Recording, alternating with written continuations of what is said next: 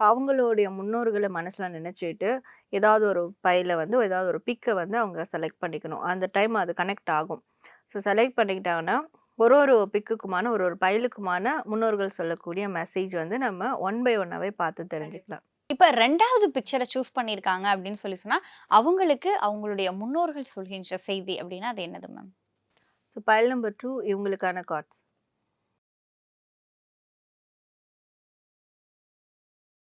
So file number 2வ select பண்ணவங்களுடைய அந்த முன்னோர்கள் எனர்ஜி அப்படின்னு பார்க்கும்போது, இவங்களுக்கு வந்து ஒரு பெண் இருப்பாங்க. பெண் அது தெய்வமா இருக்கலாம். குலதெய்வம்ன்ற ஒரு கான்செப்ட்டே நம்மளோட முன்னோர்கள் வழிபாடு தான்.